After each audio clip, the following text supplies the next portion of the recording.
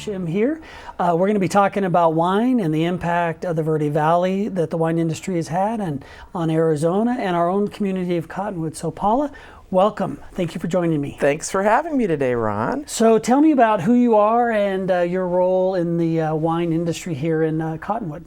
Who I am? Who are you? First and foremost, I'm a mother and a grandmother and a wife. We've lived here in Cottonwood for 33 years. Holy moly, that's a long time. It is. We chose to raise our children here. We moved from California wine country and came here in the late 80s. And we've been here for that long and watched this place do some major changes. I spend my time nowadays teaching at Yavapai College in the viticulture program. I sit on quite a few community boards like the Verde Valley Wine Consortium, and my emphasis has been on education and the growth of the wine industry in general. So let's talk about family first, because one of the neat things that I found since I moved here 6 months ago is there's this great sense of community and a lot to be proud of. So you've been here 33 years. Are your kids here? Are your grandkids here? Yeah, I mean, my children grew up here, went to school here, did public school, did a little private school, and like all kids, they had that need to get out of small town as soon as they could. So they left, they went to colleges, far-flung places, as far as one of them went to school in Tokyo and Wow. North Carolina. But at some point after they graduated and started to look at partnership and getting married and having kids, they all made the decision to come back to Cottonwood. And they realized the benefit of living in a small town. It was a great place to grow up, even though they couldn't wait to get out. When they saw the world, they all came back. So I have 3 of my 4 daughters are homeowners living here in Cottonwood, and all the grandchildren are here in Cottonwood. And my youngest daughter is a nurse at the VA in Phoenix for the last 8 years. So she's still in the state, Right. but she's not right here. And giving back, helping out our veterans, what a great profession Absolutely. They all have a good sense of community and bringing back to the community, you know, what they received from it. They live here, they work here, they raise their kids here, and I'm so proud of that. That is awesome. So you mentioned a couple things. You mentioned the college. So what does the college have to do with the wine industry? Well, a lot now. Yavapai College, we launched a viticulture program, which means a degree for growing grapes, and an enology program, which is the science of making wine. So those are 2 degrees offered currently at Yavapai College. Took a little bit of encouragement from people like the Verde Valley Wine Consortium and Friends of the Southwest Wine Center to convince them to let's put this program in, because if you're going to make an industry strong, you need to have educated people that you can funnel into the workforce. So in 2009, I started the first classes at the college. Wow. And we've been since then slowly, with a lot of fundraising and a lot of community support. We planted the first vineyard there, first acre, and over the course of about 3 years, we started to build the winery, which was a retrofitted racquetball court. It's beautiful, by the way. It's great. It's absolutely beautiful. Yeah, it's sustainable. But now we have 13 acres of vines in the ground. We have a program, one of only 3 in the country, where you can come to school. You could learn from putting the grapes in the ground, growing through the whole season, harvesting the grapes, making the wine, packaging the wine, and then selling it at the Southwest Wine Center tasting room. So it's a program that has been constantly touted for innovativeness, sustainability, and amazing wines. They're winning a lot of awards and things like that. National, if I remember correctly. I saw some huge awards when I was up there. Yep. What a great thing to do with an old gymnasium, I believe, racquetball court, and the way you have it. Who plays racquetball? Not very many people these days, but people do drink wine. Yeah. So the college got behind it, and if you haven't been to Old Town in a while, we've got a lot of tasting rooms down there. So what does the wine industry mean to Cottonwood and the Verde Valley? Oh, that's a big question. Okay, to Cottonwood specifically, I'm one of those people that can attest to the fact that over the last 20 years, or previous 20 years, Old Town Cottonwood was pretty run down. It was, a lot of businesses were closed. There was actually some issues with transient people. It was not a place that you wanted to go to. About 12, 15 years ago, there started to be kind of a little bit of a shift. You had Eric Jurison, owner of the Haunted Hamburger and Tavern. He came in and put in the first basically restaurant there, and started a little bit of a gentrification and regeneration of Old Town. Okay. In 2009, I was the director of sales for Arizona Stronghold, and we chose to put a tasting room in there. First tasting room. In Old Town, In Cottonwood. Old Town. And it was starting to get cleaned up, but there was Okay. still a lot of empty spaces. Right. There was a lot of empty I spaces. heard a lot of empty. And so it's been 10 years. So Arizona Stronghold came in 10 years ago. And the marketing and the energy shifted thanks to your predecessors. We had an easier inroad to kind of encourage more tasting rooms. So what it's meant is, look at it now. We're about to have our 7th tasting room go into town. We've got restaurants. We've got a vibrant scene. You come in on the weekends, Friday night, try to park. It's tough. Near impossible. It's a walking town now. It's a Right. place that offers a lot of music, a lot of art. So culturally, when you put wine somewhere, first of all, it doesn't negatively affect property values. It's No. something that makes the property values of everybody go up. That's happened. It also is a great way to integrate culturally music, food, and all of those things have blossomed in Cottonwood too. And now it's a place where you're getting people coming up from Phoenix, as you can attest to the Bad traffic over the weekends. They're coming up on the weekends to get out of the heat, to come check this out. We've added another leg to the stool, if you will. Okay. So the Verde Valley has always been a tourism kind of mecca. People Right. come here. They come to Sedona. They see the Red Rocks. They use it as a thoroughfare to go to the Grand Canyon, go to Jerome. Well, what we had was the infrastructure. And maybe it's in need of a little, bumping up. It did. But we had hotels. We have restaurants. We had the people coming up. So when you add something like a wine industry to that, to what's already existing, now there's a reason for those people who come to visit. Either they're coming to see the wine industry and then they go do other things, or they're coming to do other things and they go, oh, look, there's a wine industry that we can go visit tasting rooms. So it generally adds a day or two to most people's visits. And that economically has just been a huge shot in the arm. Absolutely significant. And it's allowed us to help revitalize the Old Town and the whole community. One of the things you mentioned that I just want to make sure that our viewers understand is it sounds like it was a partnership between individual business owners and people willing to take a risk. Yes. And then city government helping out where it could. Oh, yeah. You can't do something like this by yourself. You had the Verde Valley Wine Consortium spearheading the college, but we also had to have people in the community that wanted to, it's a community school, and it's going to serve a lot of people. So you couldn't just get the consortium saying, you need to do this. We had to get a lot of people to do that. The city of Cottonwood, same thing. In the beginning of the whole process, and I've been in the wine industry in Arizona for 30 years. Oh. So I can attest to 20 years ago, it was non-existent because we had a bunch of laws that didn't really make it possible. State laws. State laws that kind of hindered growth, basically. But when you needed to start focusing on tasting rooms and bringing people in, again, the consortium was like talking to people, but we got people like Casey Rooney and Doug Bartosh. They started the consortium with us. So they understood it. We did programs like the original Verde Valley Wine Trail with a painted barrel program. We started bringing artists to paint barrels, and we auctioned them off, and we put them in front of different businesses that weren't just tasting rooms. And the vibe came up, and everybody participated at whatever degree that they could. Old mayor, new mayor, they all brought together.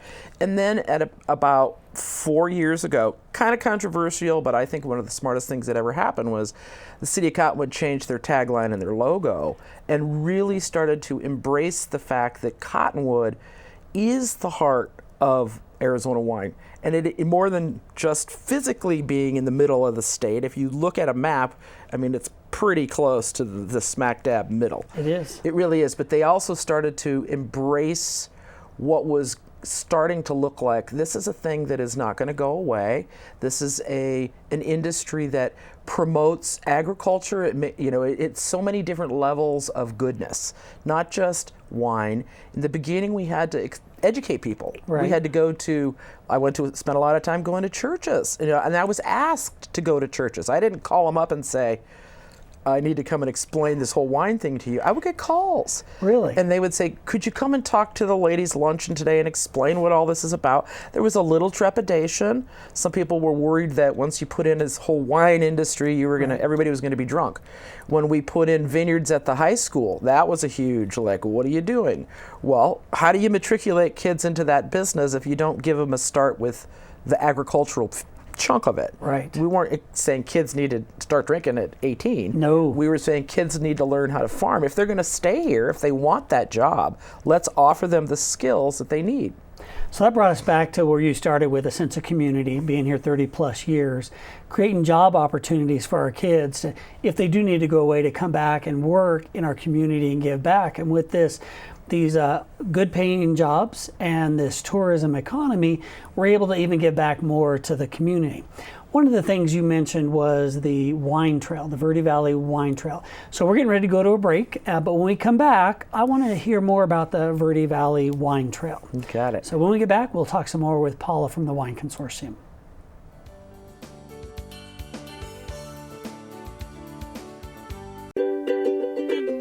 Hi, this is Greg at Verde Solar Power. You know, Arizona has lots of clean, renewable sunshine, and we want to help you take advantage of it with our quality solar installations, and we offer to beat any written offer on a residential solar electric system. So bring us your electric bill and let us show you how solar power will save you money. We're located conveniently here in the Verde Valley and are dedicated to helping the valley go solar. So remember, the energy solution comes up every morning. This is Bruce Morrow, Transportation Manager for Cottonwood Area Transit. Remember, we cover the entire Verde Valley and Sedona. Cottonwood Area Transit has you covered wherever you want to ride in the Verde Valley, all day, every day. Take Cottonwood Area Transit through Clarkdale, Verde Village, and from 26 locations in Cottonwood. With Verde Links, it's a quick and easy trip to Sedona every day. Don't forget our connectors to Camp Verde. Visit cottonwoodaz.gov for Cottonwood Area Transit and take a seat. Let's go ride!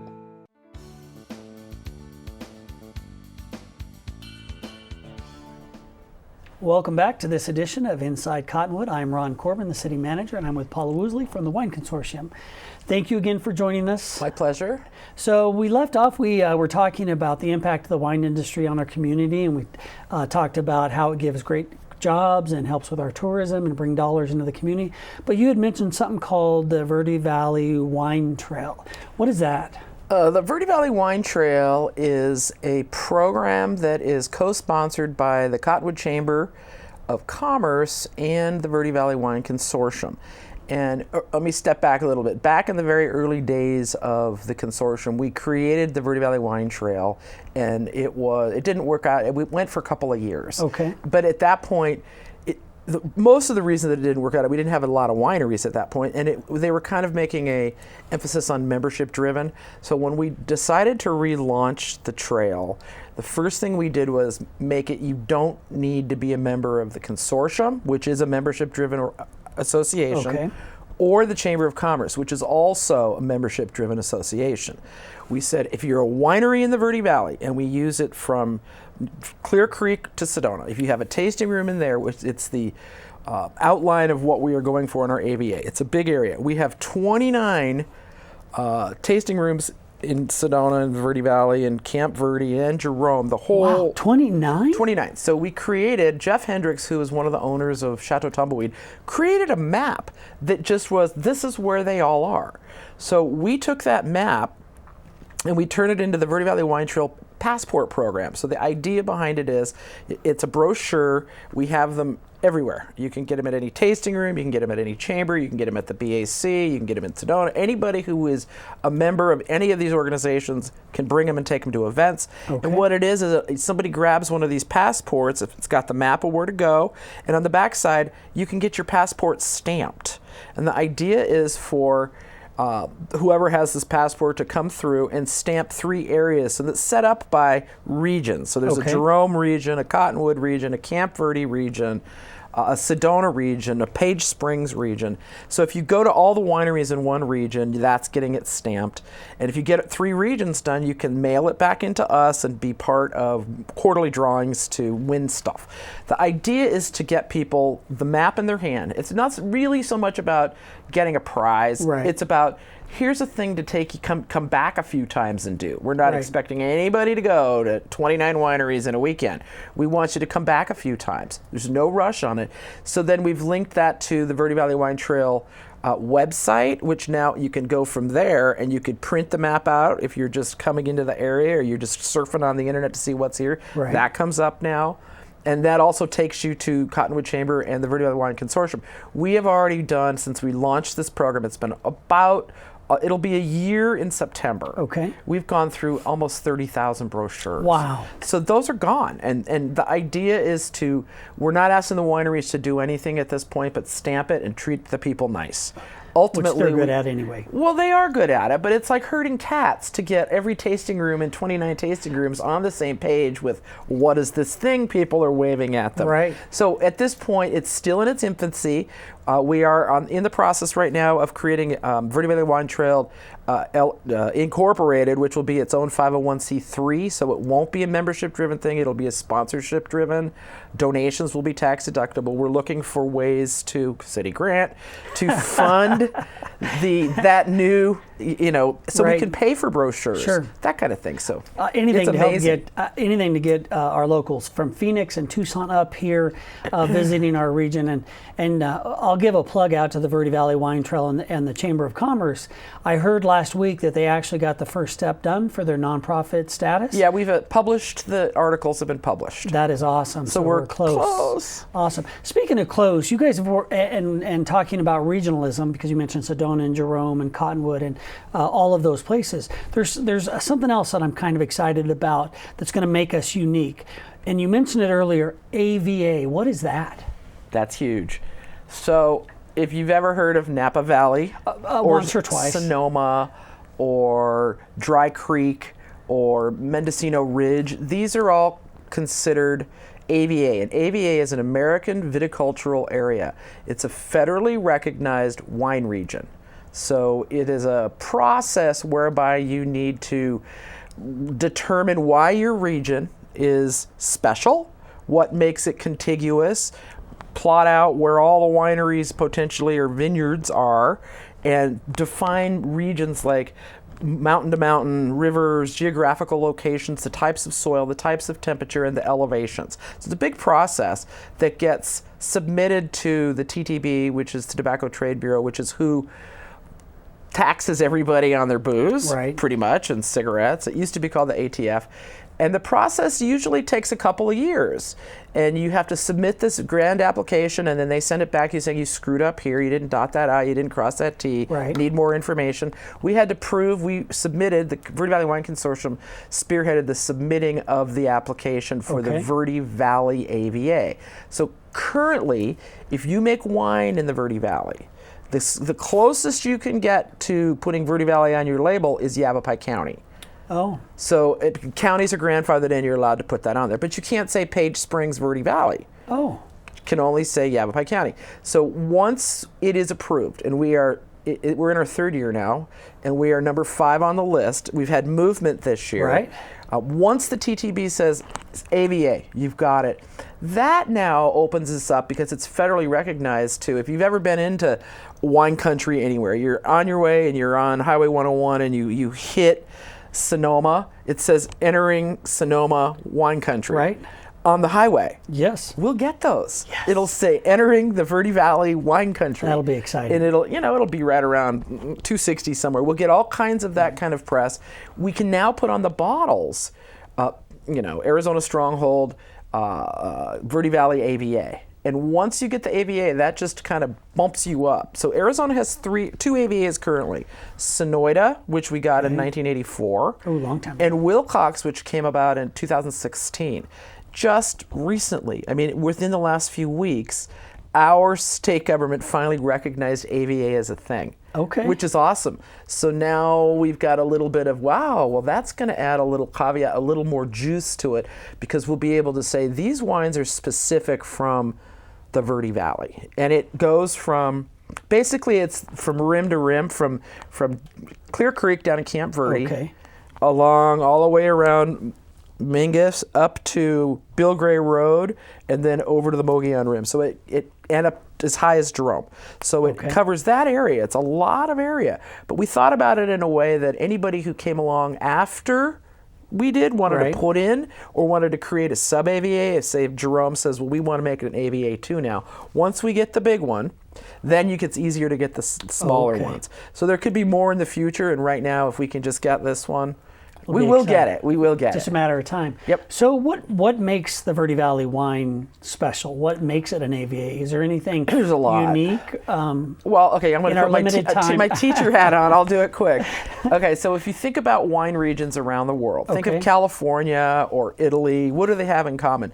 They have large bodies of water, the ocean, per se, cooling down that wine region in the night. So it's a warm area, but in comes in the early afternoons or late mornings, here comes the fog.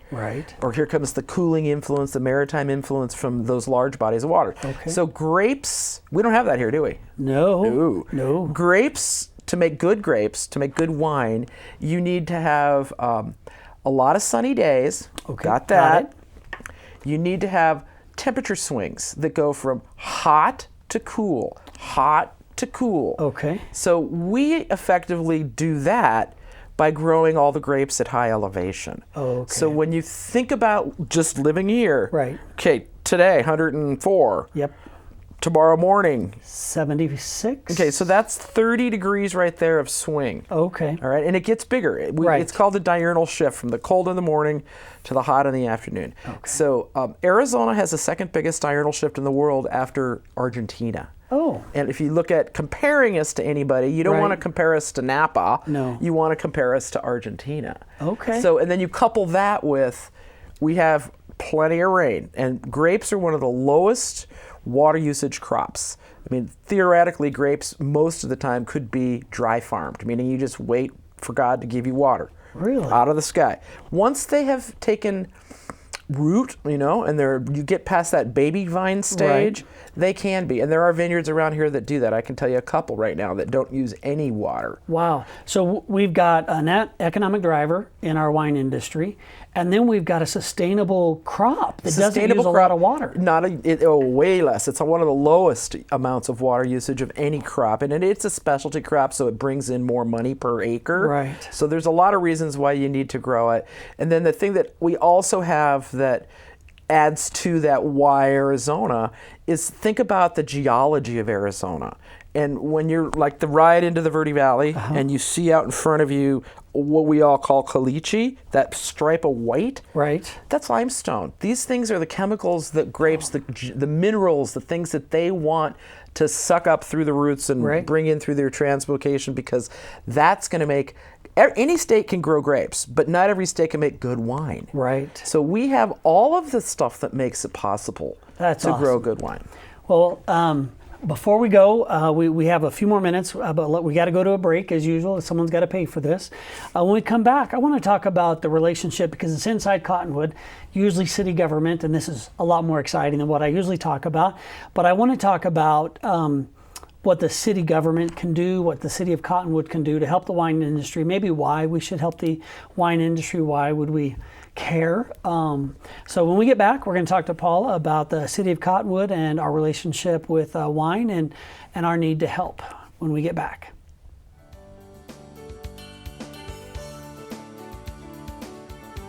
Hi, this is Michelle and I welcome you to Sedona Paint Centre. We are here to help you find the perfect colour scheme and product for your home and business. Enjoy free in-store and in-home colour consultations and free paint samples in a colour of your choice. As a special offer to you, just mention this ad and save an extra 10% and enjoy 30% off store-wide. This is Bruce Morrow, Transportation Manager for Cottonwood Area Transit. Remember, we cover the entire Verde Valley and Sedona. Cottonwood Area Transit has you covered wherever you want to ride in the Verde Valley, all day, every day. Take Cottonwood Area Transit through Clarkdale, Verde Village, and from 26 locations in Cottonwood. With Verde Links, it's a quick and easy trip to Sedona every day. Don't forget our connectors to Camp Verde. Visit cottonwoodaz.gov for Cottonwood Area Transit and take a seat. Let's go ride.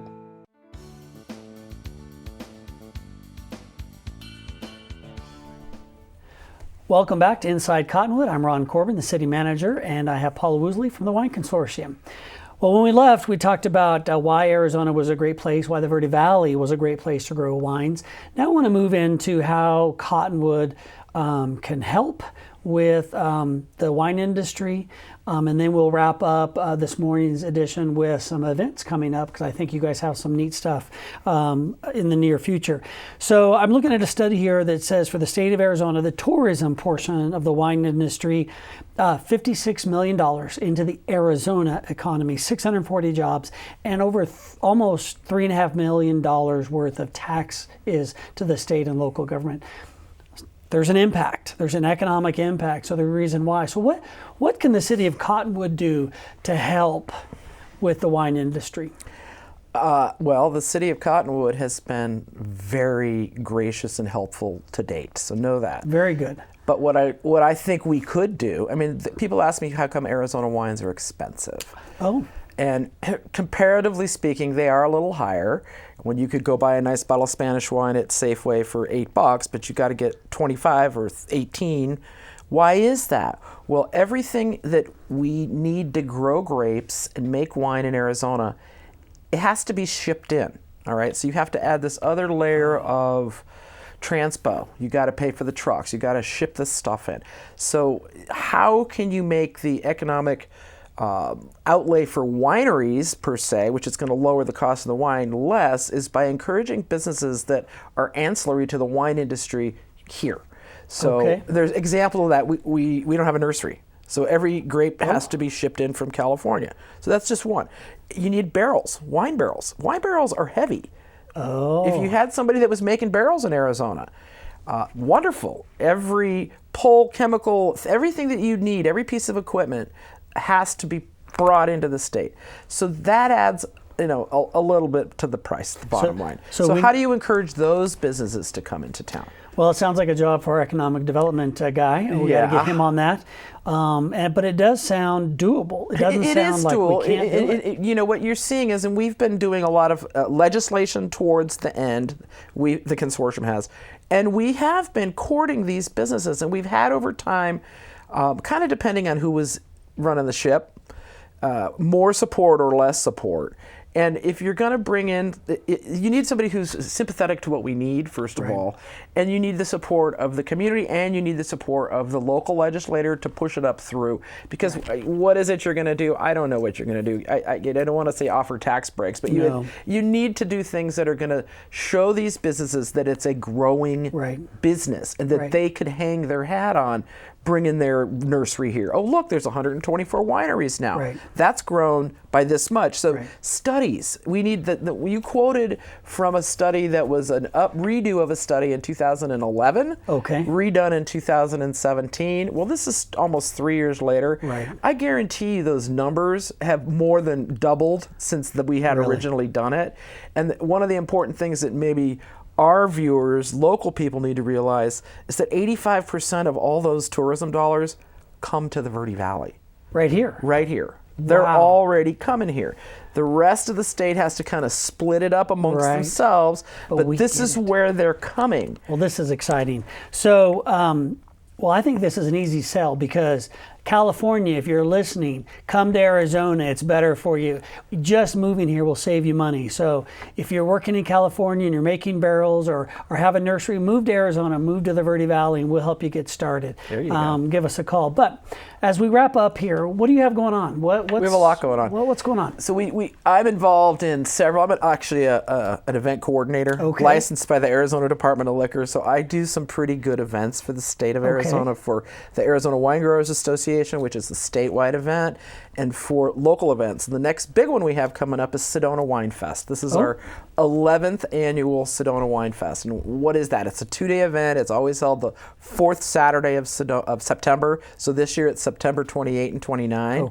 And it's an opportunity for people to come and see wineries from north and south. There's 25 wineries, food trucks, all kinds of vendors, music, art. So that's a great one that we've got coming up. Stay in Cottonwood. Drink wine up there. We'll have our locals. We'll have wine there. The Verde Valley Wine Trail is encouraging all. It's there, and we're sending people back. Come to the Sedona Wine Fest, get your passport, and then go see the wineries. Awesome. And then we've got a Walking on Main coming up in November, which is a great event here in Old Town Cottonwood. I think it's November 10th this year. Okay.